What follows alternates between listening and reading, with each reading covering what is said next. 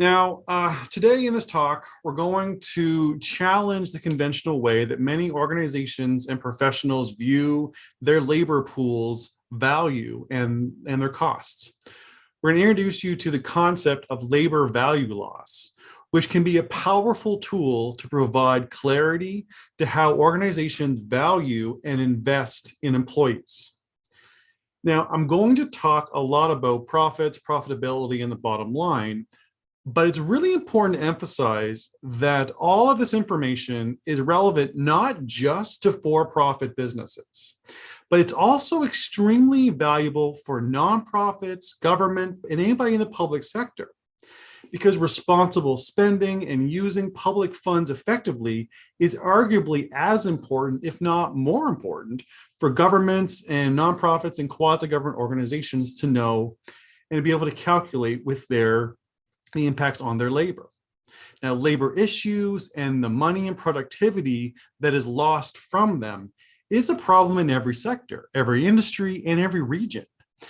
And how it hits your specific business or organization will look different.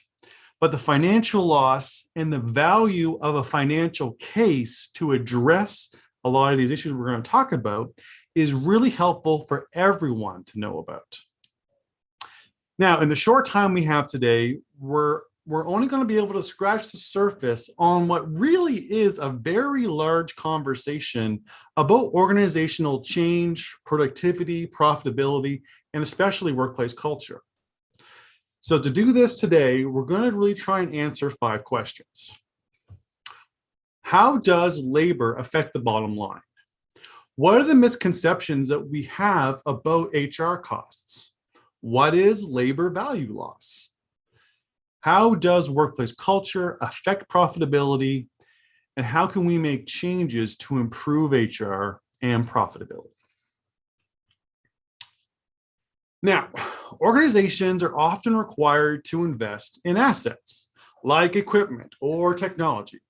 And that can often be 10 to 20% of their total annual expenses. Now, when they make this kind of large investment, they'll often go to great lengths to protect it, often ensuring proper and regular maintenance, easily justifying required upgrades. And there's often this real willingness to do what it takes to ensure that the best performance and efficiency possible with this big investment.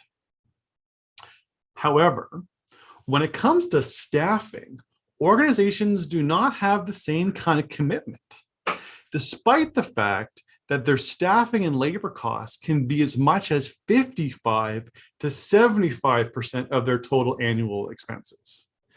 But they don't view employees as investments. They often think of staffing costs as just a necessary expense. They will have an HR professional or a whole department to manage this expense. And in the business world, there's often the mindset that thinks of HR's sole responsibility or their sole purpose is about limiting the risk and liability that comes from the required overhead of having employees. And basically, the thought is that employees are seen as a major expense that needs to be managed and to avoid shortages and liability. Now, a 2019 Harvard Business Review article on the problem with accounting for employees as costs states that the existing way that we report on spending of the modern corporation, the GAAP, reports detailed information about capital investments, but it has almost no reporting requirements related to human capital. Now, from a balance sheet perspective, this is a pretty easy position to understand. When we purchase a piece of equipment, we have an asset that we own. Then we hire people to operate that equipment. But because we don't own the people, we don't see them as part of the asset, rather as an expense or a maintenance cost that we have to incur. Now, the costs and benefits of a machine are a lot easier to estimate than the costs and the benefits of training the employees to use them. So the machines went on the balance sheet. and the employees are labeled as an expense. And this ultimately left the impression that machines are assets and employees are not. And that's really shaped the mindset that's been in place for decades. This mindset has been the foundational theory for how a lot of HR departments and professionals do their jobs and what their role in the company is seen as. And it's been this way for a long time. The thinking to date has been that their job is to make sure that people are hired and trained to keep the machines running. Now, 50 years ago, the machines were mostly, machines in processing plants. But today, machines are also computers, they're software, they're vehicles. And the machines have changed and evolved, but our attitude towards them and the people who are hired to use them really hasn't. Our expectations on HR has seemed to be that they need to keep hiring people to use the machines. And as long as the organization and the people are in legal compliance, then everything is working as it should. But the problem with this antiquated mindset is that it's not working anymore. And it really hasn't been working that well for some time. We need to change how we think about employees and the machines that they are hired to operate. Instead of thinking of employees' roles as getting the most out of the machine, we need to start thinking of the machine's role as getting the most out of employees. Because the old way is not working. And there's even a fair argument to be made that never really worked in the first place. On average, companies are only running at about 33% efficiency. And this old way of thinking of equipment as the asset, the things that need to keep running, and the people are only there to run it, it prioritizes the wrong way to work. It really states that if people are busy working, using the machines, the technology, the tools, the real assets, then everyone's doing what they're supposed to be doing, staying busy. But there's a huge difference between being busy and being productive. Now, if you are being busy, you are using as much time as you can with the tasks that you have. But if you're being productive, you're doing as many tasks as you can with the time that you have.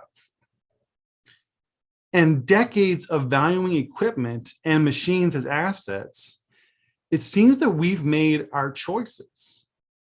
We've chosen that if the machines are the assets and the employees are the expenses, then we've chosen to be busy. We've decided that successful businesses, agencies, and governments have busy employees. So the role of HR is to make sure that our employees have what they need to be busy, ensuring the organization is meeting legal labor compliance and replacing people who leave. But this system that we have been using for decades is failing. Companies are losing their profitability. They're losing top talent. They're losing their reputation in both the labor market and the consumer market. And the only way we can turn this around is to move beyond compliance and to stop prioritizing being busy and to start prioritizing being productive. So what we're going to do is we're going to look at the true costs that organizations endure when they're not addressing the common issues that arise from when employees are not treated as investments and assets, when they are seen as liabilities that need to be kept busy.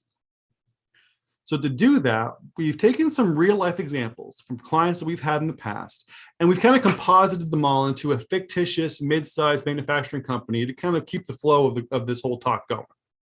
And we're going to look at each department of this organization as a way of addressing kind of each of the individual labor issues that we are going to talk about. So everybody, meet the team of droning on and on. Droning On and On is a drone R&D and manufacturing company that designs and builds drones primarily for mapping and communication purposes. So we're going to start by looking at the production team. So meet Grace. Grace is the production manager. She has a team of 50 production workers and support staff. Now, the production line deals with common issues of employees not showing up for their shifts. Now, this causes shifts to often run shorthanded or employees to be called in last minute to backfill. This does increase overtime expenses, and it leads to a lot of disciplinary issues. Now, the cause of this problem may not be completely clear, but there are many interpersonal complaints that come from the production department. Now, there are many reasons why staff do not show up. Some are internal, some are external. But when employees are regularly having unplanned absences, it causes a rather costly issue. Now, most of you are going to be aware of the term I'm about to use, and of really most of the terms we're going to be using today. But I am going to provide a simple definition just for clarity so we're all on the same page. Now, this costly issue that Grace is dealing with is absenteeism, the act of employees not being present at their jobs. Now, absenteeism can be scheduled or unscheduled, occasional or chronic. Now, absenteeism on its own isn't necessarily a bad thing. It's something that really affects every organization and is experienced by nearly every employee in one way or another. However, the frequency and duration in which the unplanned absences happen can be very revealing about an organization. On the personal side, absenteeism leads to increased risk of accidents if people are backfilling where they may not be properly trained, or it can cause people to be out of the loop on procedural or safety changes. On the business side, absenteeism leads to increased coordination and scheduling problems, reduced morale, and increases disciplinary issues. But what is more important to be aware of with absenteeism is that it's a symptom of other issues, and resolving it often requires finding its true cause. Now, on top of all these issues that it causes, there's a direct financial cost due to productivity loss. The total cost of productivity loss from unplanned absences is 6.5% of payroll. So let's look at this with some numbers to make it real. If absenteeism is 6.5% of an employee's salary per year, and Grace's department has 50 employees, and the mean salary for the production employees is about $35,000 a year, and we'll say that 30% of them are dealing with regular absenteeism. However, to be honest, in a workplace culture that deals with a lot of interpersonal issues like harassment or bullying, the percentages tend to be closer to 35 to 40%. So in our common and rather conservative scenario, Grace's department experiences over $34,000 per year in productivity loss and additional overtime costs. Now, the big issue with absenteeism is that it's a symptom of other issues, and it's not isolated in how it affects employees and the organization as a whole. A culture that causes chronic absenteeism can also see increased rates of employees looking for new opportunities and employee burnout. Now, absenteeism is certainly a common problem in the workplace. However, it's not the most damaging or expensive labor problem that we're going to look at today. So that's absenteeism. So let's move on to our next common labor problem. And to do that, we're going to take a look at the research and development team. So meet Brandon. Brandon is the R&D manager. He has a team of 20 engineers and support staff, both doing R&D and drone design. Now, because of the competitive nature of the drone industry, Brandon and his team put in a lot of hours and deal with a lot of tight deadlines. Now, due to the expectations placed on the R&D department, most staff members feel like they're not allowed to be sick and really never allowed to miss time.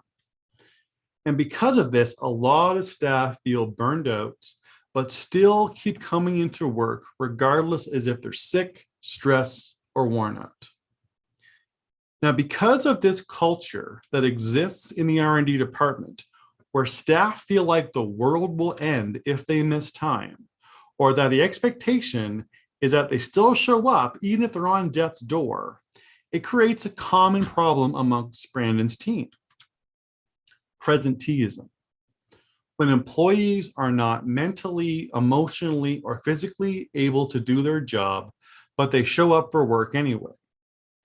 This is when people show up even though they're not going to be very productive or may not have the mental focus or clarity to be effective. Now, on the personal side, presenteeism leads to increased risk of the effects of stress-related medical conditions, prolonged illnesses, and increases the risk of repetitive injuries. On the business side, presenteeism leads to increased risk of mistakes and customer complaints, reduces morale, declines performance, and can even lead to higher chances of lawsuits down the road from technical errors or employee injuries. Now, on top of all of that, there's also the direct financial loss due to productivity. Lost productivity from presenteeism is at least 7.5 times greater than productivity loss from absenteeism, reaching about 22.5% of an employee's salary. So again, let's run the numbers. If presenteeism is 22.5% of an employee's salary per year, Brandon's department has 20 employees. The mean salary for all employees in the R&D department is about $50,000 a year. And let's say that half of them are dealing with presenteeism.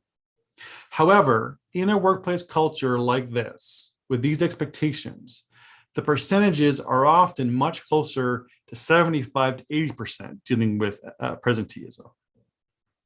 Now, in this common scenario, Brandon's department is dealing with a loss of over $112,000 per year in productivity and customer loss.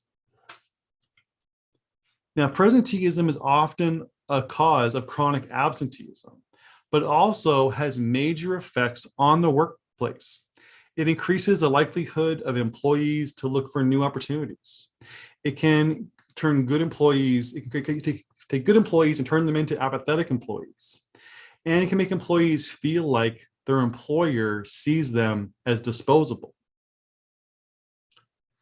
Now, presenteeism is a cause of absenteeism and almost 8 times more expensive. But absenteeism seems to be more of a priority in most workplaces. People are more concerned with the visible, easy to measure numbers of people being late or not showing up. But this is an example of how many workplaces are often more focused on dealing with the symptoms and not necessarily the issues. All right, so that is presenteeism. So now let's move on to another common labor challenge.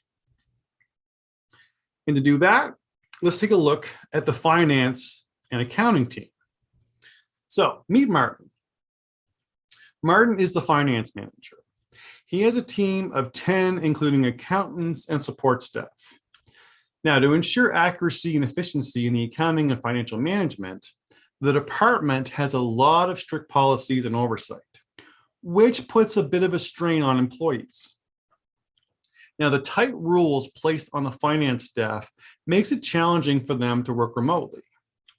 It limits their ability to have some independence in how they do their work. And there's an expectation that work is really only done at their desk during working hours. Now, because of this, many staff in finance don't last more than 18 months. Now, Martin is a bit of a traditional thinker when it comes to how work is done. And the thinking that work is done at your desk from 9 to 5 is the workplace culture that is also reinforced by company policies. However, in a world like we are in right now, where advances in communication technology make remote working simple and effective, most staff are looking for new opportunities that will allow them to have more autonomy. And because of this, Martin has a common problem he has to deal with: turnover. When employees leave an organization, causing vacancies that need to be filled by new employees. Now, turnover is something that is often a major focus for many managers and HR departments. On the personal side, turnover leads to loss in working relationships that people have with other employees and connections to customers and vendors.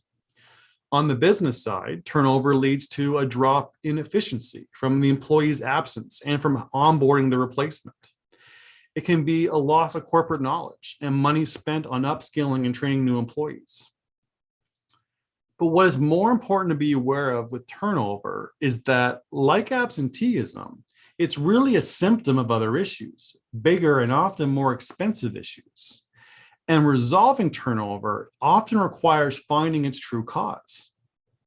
Now, on top of all these things, there's still the direct financial loss due to productivity. The result of 22 case studies show that a typical cost of turnover is 20% of an employee's salary. So let's look at this by running numbers. If turnover is 20% of salary, and Martin's department has 10 employees, and the mean salary for finance employees is, say, $60,000 a year. Now, Martin has lost 6 employees in the last 2 years. So in 2 years, Martin has lost $72,000 in lost productivity and additional training costs.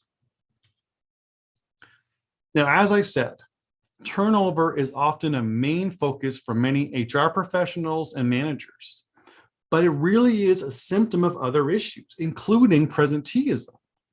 The effect of problems with turnover can ripple through the organization, and it can cause damage to your employer brand in the labor market.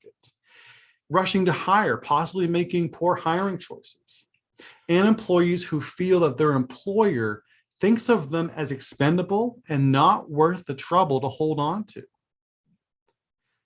Now, as damaging and expensive as turnover is, it's actually a far smaller issue than our next challenge.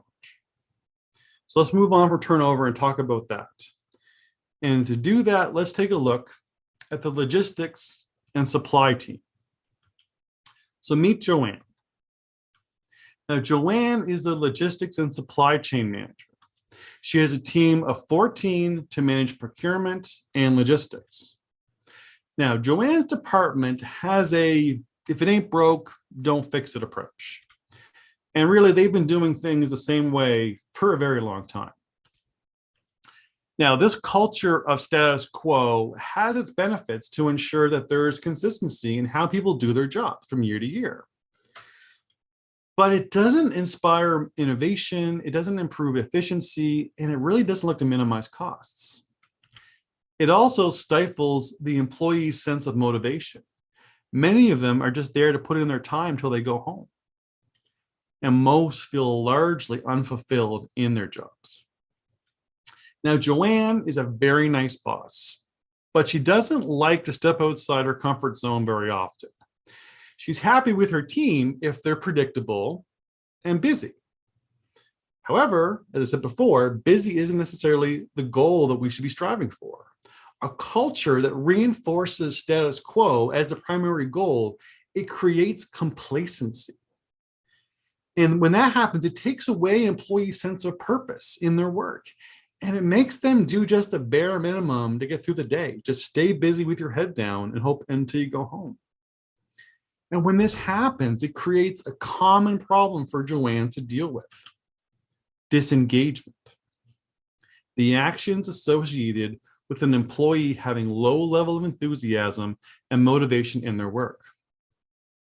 Now, disengagement is one of the most costly and pervasive problems in the modern workplace. On the personal side, disengagement leads to demotivation to improve your skills. It creates boredom and apathy towards your work, as well as it increases the rates of time theft. Now, on the business side, disengagement leads to much slower work, reduced work quality, declining performance, and it can lead to the likelihood of skills or products becoming obsolete. And as you're probably predicting, on top of all those issues, there's also the direct financial loss due to productivity. A disengaged employee costs an organization 34% of their annual salary. That's nearly double the cost of turnover, and it's an annual cost. So let's run the numbers. If disengagement is 34% of salary per year, Joanne's department has 14 employees. The mean salary for logistics employees is about $40,000 a year. And we're going to say that half of them are dealing with disengagement. However, in a workplace culture like this that reinforces the status quo, the percentages tends to be closer to 70 to 80%. So in our common yet very conservative scenario, over $95,000 is how much Joanne's department loses in productivity costs and outdated contracts every year. Now, disengagement is the most expensive and pervasive problem in the modern workplace, as I said. It also tends to be the catalyst for many of the problems that businesses have with their employees. And it can directly be the cause of employee turnover, complacent office culture, employees not developing their professional skills, and burnout of employees who try to push against that status quo. Now, that is disengagement. And what I've shared with you till now is, 4 costly issues and a relatively simple way to calculate their financial impact.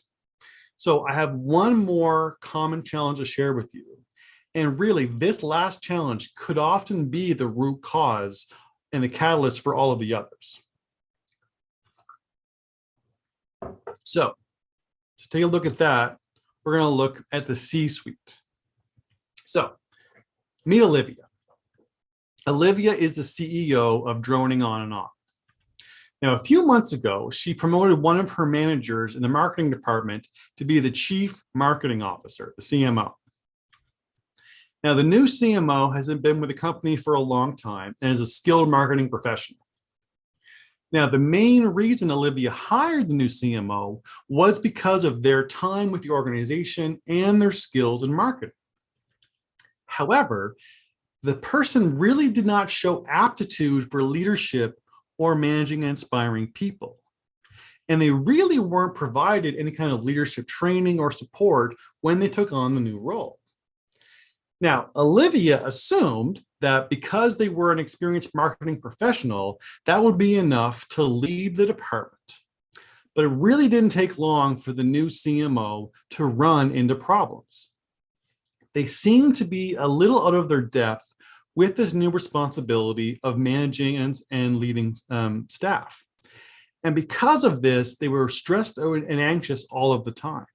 They were worried that Olivia would think that she made a mistake giving them the promotion. So they started to micromanage their team. They would take all of the credit and the work that the department did, and they would lash out at the marketing team if anybody said anything or challenged them. Now, this lack of recognition left the marketing team feeling very unappreciated and a lot of them hating their jobs. Now, this CMO is a classic example of a bad hire, which is the act of hiring someone who does not have the right skills, cannot adjust the workplace culture, or simply cannot be productive or effective in their position. Now, a bad hire is a bit of a misnomer. Often when someone is identified or labeled as a bad hire, it's really often because they're not given the proper training or support to create the proficiencies that they're going to need to be successful in this new job. Now, this does happen sometimes when we're hiring new employees, but to be perfectly honest, this is really far more common when we're promoting someone from within. Often we promote someone due to their tenure with the organization or because they showed great technical skills and proficiencies in their job. Now, if we look at the previous example with the CMO, they were a good employee who was good in their previous role, but they were promoted without any additional training or support on their leadership development. We often do not promote someone because of their leadership proficiencies they naturally have, or their natural abilities, or their skills to inspire and motivate others. Those skills, which are the ones they kind of use almost every day, we kind of just expect them to figure it out or to pick it up on their own. And when we do this, we are setting them up to fail. When we have someone who's a bad hire, they are not only doing their job poorly, they are also having a large impact on everyone else's work. And this is especially true when they're in a management or leadership position. And this can be the beginning of a chain reaction that leads to all of the other issues that we just talked about. Now, as with the others, there's a direct financial loss due to productivity when you have someone who is a bad hire. The average cost of a bad hire can be equal to 30% of the individual's first year earning potential. Now, most studies like this only measure the first year because usually a bad hire often doesn't stay around much more than that. But if they do, that loss actually continues without intervention and can actually get more expensive. And the longer a bad hire is in their role without the skills they need to be successful, the more the issues are going to compound. Now, let's again make this real by looking at some numbers. A bad hire is 30% of their first year salary. The salary of the CMO is $125,000 a year. But they're also increasing absenteeism, presenteeism, turnover, and disengagement in their team. And so $37,000 is how much that CMO has lost in their own productivity. That's on top of all the problems that were created with employees because of them not being the right fit.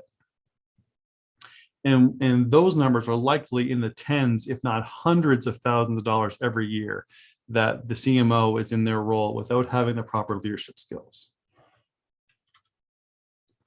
Now, a single bad hire can cause major issues in the workplace, but as I said before, when a bad hire is in a leadership role, it can infect all the other employees, and it can be the catalyst that creates employee absenteeism, employee presenteeism, employee turnover, employee disengagement, poor employee recognition practices, and a poor company brand and reputation in the labor market. Now, these 5 common issues, absenteeism, presenteeism, turnover, disengagement, and a bad hire, these exist in droning on and on. And they're causing this one company to lose hundreds of thousands of dollars every year. And an organization cannot be losing that much productivity, that many customers, that much money, and think they're going to last. These types of issues put even the most innovative companies on borrowed time. Now, this financial loss has a name. It's called labor value loss. And it is the harsh reality that most organizations are already losing money right now. Right now, your company or agency or government department is having some of these issues, and you're already paying dearly for it. This loss often goes unnoticed because the money isn't accounted for on the balance sheet. But we need to think of how this money is lost kind of like a poorly insulated home. The money seeps out through the cracks in the windows and doors, and you don't notice it until you see how much your efficiency has dropped and how much your costs have started to increase. Okay. So now that we understand how much we're losing and what it looks like, the real question is now, how do we stop labor value loss? Well, the truth is, we stop it the same way that we actually fix a drafty home. We need better insulation. Now, when it comes to labor value loss, what we need is what is called productivity insulation. Now, productivity insulation is about shifting how we think about employees, thinking of them as assets and investments, not as expenses and liabilities.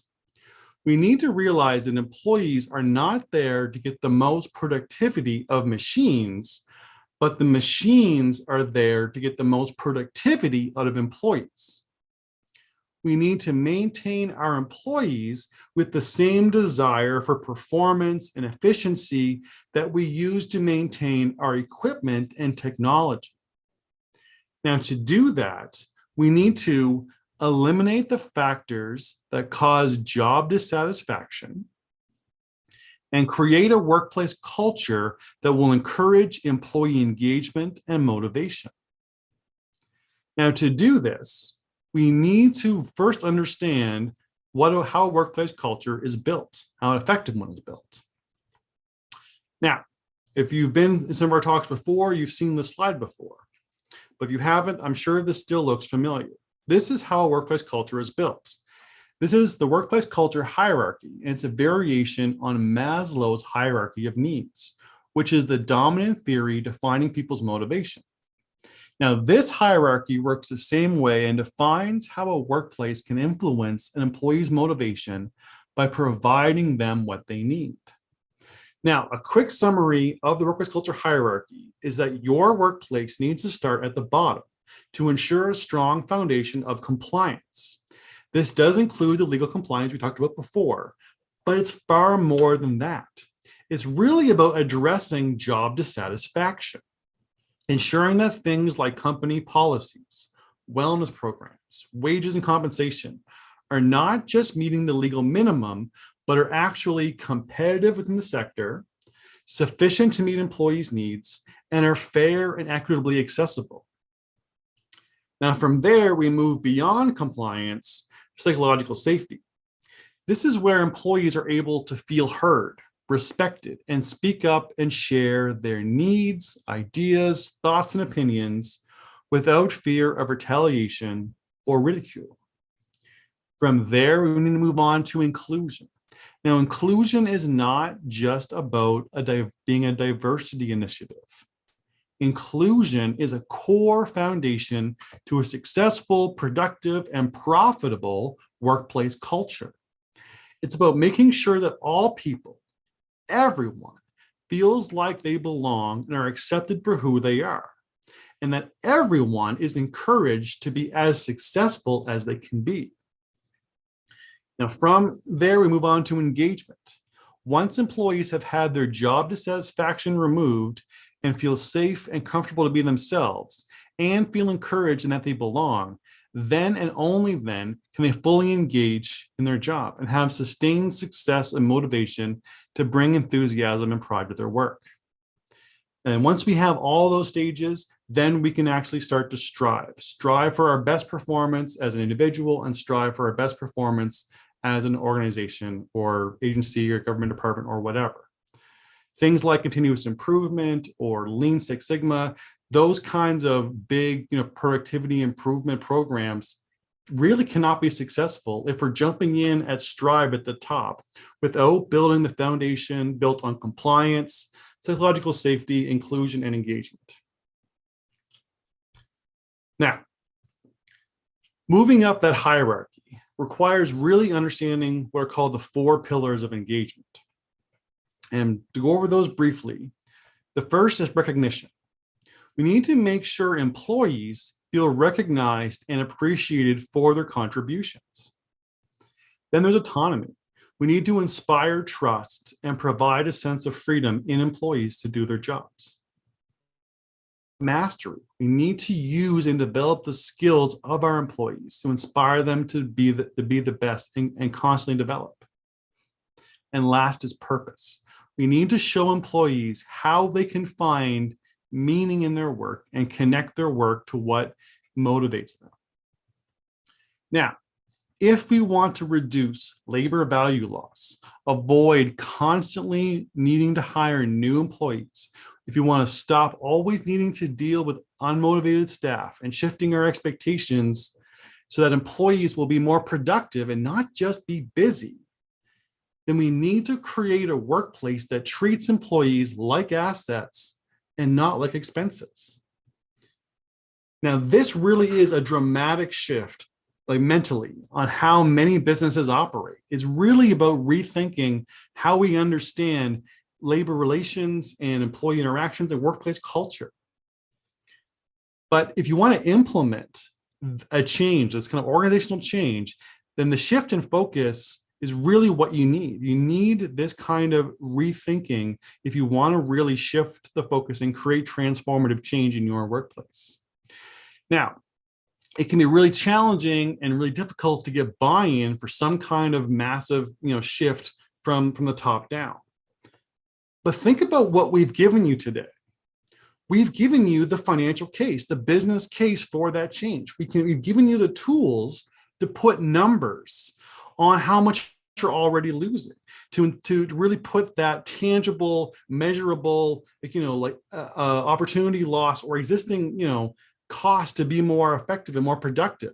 We've given you this idea, and articulating this type of approach, this type of financial case to upper management or even to the staff as a whole, can really be that catalyst that you need.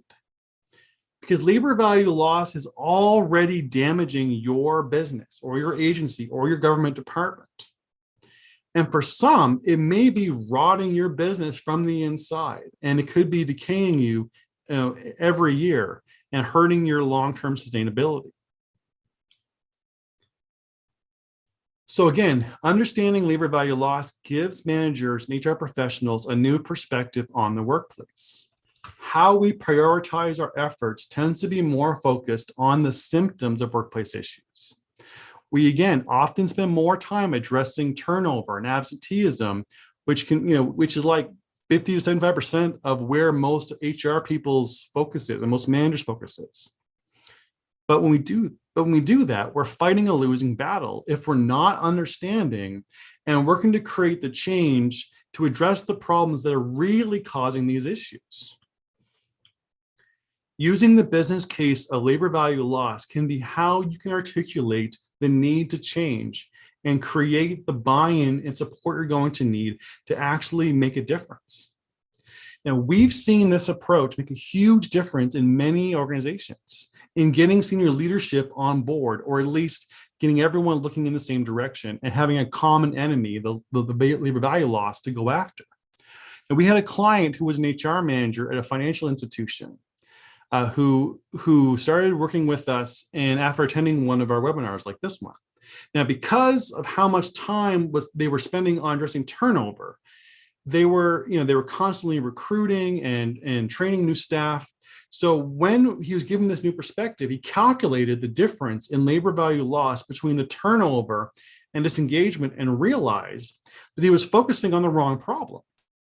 With some help from us he was able to get the buy-in he needed from senior leadership to shift the focus towards working on engagement and using this business case as the backbone of his argument. And eventually senior management started to really connect to this approach because he was able to bring them tangible numbers and be able to see how this will actually have a major impact. It's not a nice to have, how this kind of effort in creating engagement, improving motivation, and resolving disengagement, burnout, how it was a core business practice they had to do if they wanted to be sustainable. Now, the question I have for you is, what are you going to do with this information? How are you going to leverage this new understanding about labor value loss and the concept of productivity installation in order to help your organization or you do your job? You could do nothing and continue to let organizations like yours lose tens of thousands of dollars a year. But I don't think you want to do that. I think that you really do want to make the business case to invest in the small changes that your company will see quickly add up to huge savings. Now, if you really want help on your journey to create change, then the best thing that you can do is to book a follow-up chat with us. We are sure that we could help. If you're a supervisor or a manager, we can help you identify what you can do within your job to start addressing specific issues and challenges with your team. If you're an HR professional, we can help you get buy-in to create change and shift the workplace culture of your organization. And if you're an executive who wants to stop losing tens of thousands of dollars a year, then a chat with us is your best way to get started. Now, This conversation is just a way for us to find out your specific needs so we can provide you the best advice in order for you to get started. And we are so confident that with our expertise and strategies can lead to the change that you are looking for, that if you end up working with us for now or down the road, we offer a satisfaction guarantee. So make sure you don't miss out. James will share a link with you to book your free follow-up chat. And I'll share some contact information with you in a second. But ultimately, I want to thank you, and I hope that you found something in this talk that can help you improve your workplace today. James?